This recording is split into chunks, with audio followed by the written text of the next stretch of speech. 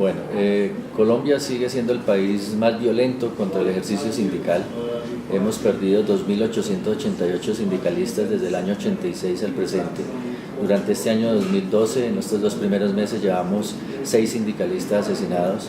El último fue el compañero del sector transporte, el compañero Alfonso Amezquita, de Sintra Masivo, en Cali. Durante el gobierno de Juan Manuel Santos han sido asesinados 59 sindicalistas. Esto en medio de la mayor impunidad.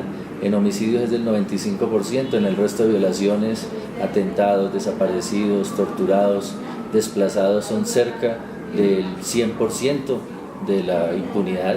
Por eso nosotros manifestamos que este genocidio contra el movimiento sindical, este arrasamiento contra el movimiento sindical sigue dándose. Y nos preocupa sobre todo que se ha venido una oleada de amenazas. El año pasado recibimos 342 amenazas y esto pues el Estado las desconoce, manifiesta que el paramilitarismo se ha desmovilizado, que ha bajado la persecución al movimiento sindical, pero esto demuestra de que realmente la situación de persecución, más cuando el Estado ha venido sacando nuevas leyes, como una ley de seguridad ciudadana, donde se plantea penas a quienes se movilicen sin permiso, pues es una situación entre comillas bastante complicada, porque si hacemos movilizaciones para denunciar los asesinatos, nuestros líderes pueden ser detenidos y en ese sentido pues va a aumentar el número de presos de conciencia, de líderes sociales, que ya tenemos un alto número de presos, de sindicalistas, por el defender los derechos de los trabajadores. Por eso nos preocupa que continúa esa violencia antisindical. En ello está vinculado a agentes del Estado, multinacionales, grupos paramilitares fundamentalmente, y pues se ha señalado como agentes hoy están siendo sentenciados, como el exdirector del DAS, Jorge Noguera, que en vínculo en un plan criminal, Jorge 40, asesinaron al sindicalista, al profesor universitario Correa de Andrés. Eso ya está sentenciado y demostrado por la justicia.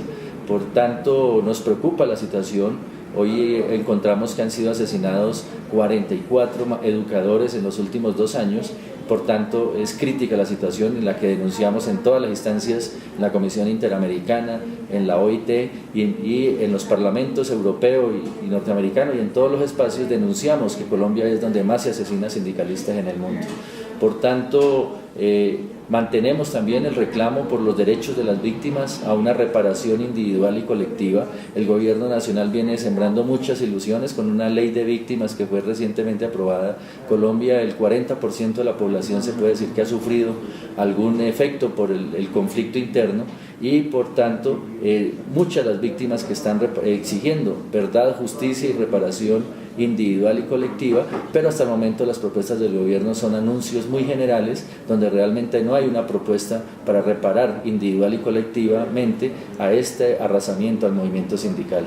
A su vez nos preocupa que el gobierno viene desmontando unas pocas medidas que hemos conquistado fruto de la presión nacional e internacional, unas medidas de protección como el blindaje de las sedes, unos esquemas duros con escoltas. El gobierno viene trasladándolos a funcionarios del Estado y desconociendo el riesgo que seguimos sufriendo los dirigentes sindicales y sociales. Por tanto, hoy por lo menos queremos señalar también que el país viene sufriendo un escalamiento de la guerra, viene sufriendo la población civil, indígenas, campesinos, líderes del sector salud, de los maestros, vienen ofrendando su vida fruto de ese escalamiento de la guerra, y nosotros estamos convencidos que los beneficiados con ese modelo económico, con ese modelo de profundizar los gastos de la guerra, no es la solución para el pueblo colombiano.